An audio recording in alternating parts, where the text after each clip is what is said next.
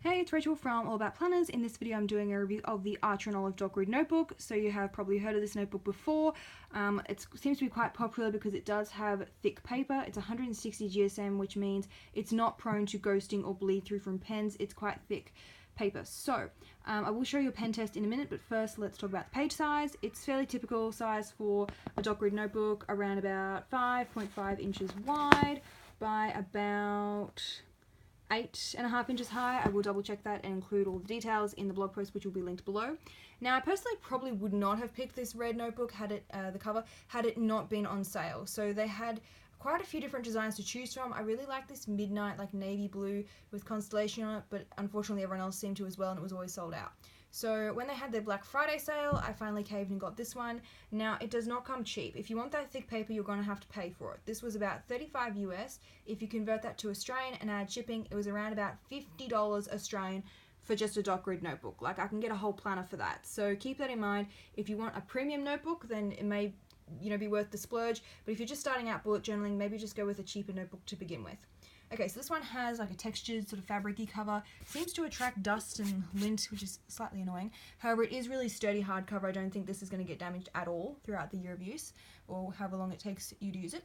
It does have an elastic band to keep everything closed, built-in pen loop, and of course some really pretty gold foil edges on the paper. Absolutely love that the whole way around. So let's have a look inside. So 160 GSM thick paper is already a major pro. However, if we add in white pages as well, like totally sold. Love white dot grid paper. Does have two built-in ribbon bookmarks. Would probably be even better if they had like one grey, one red, so you could, like color code your things.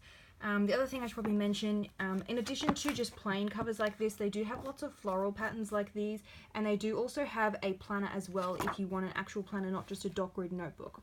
So if I just flip to a couple of pages, you'll see that the pages tend to lay flat on their own. If you get to like the inside seam, so go to another page.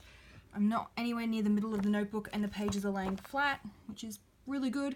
Tends to not happen too much with the sewn bound notebooks, so definitely a major pro. One con though is that there are no page numbers at all. They're just plain dot grid pages. The dot grid placement though is really nice and well thought out. They're not too close to the edge of the page on any of the sides, or not too close to the spine. And again, bright white paper, absolutely love it. Feels really smooth, was really nice to write on as well. So let's go to that pen test. Keep clicking. I tested a whole bunch of pens, highlighters, stamps, all the usual ones that you've probably seen me test before if you follow my channel. So let's have a look. So as for the pens and the stamps, if I flip to the back side of the page, you'll probably notice there is only very, very, very minimal ghosting of the Mandy stamp, which tend to always bleed through. Nothing else is showing on the side of the page. How good is that? Absolutely no ghosting or bleed through, except for that. Really, really good paper quality. Really good. Look at that. Can't see anything. And if I go to the side with the marker pens, which are a bit thicker, and the highlighters, look at that. Absolutely no ghosting. Really, really good paper quality. Definitely would recommend this if you're someone that does really heavy, colorful bullet journal layouts. Absolutely no ghosting. Brilliant, brilliant paper. Okay, at the back we also have this pocket folder. And apart from that, not much else more to say, other than if you want a notebook where there's no ghosting. I know you've probably seen a lot of reviews, like especially the ones on Amazon. They're always like, yeah, premium paper, no ghosting, but then you get the notebook and it has ghosting.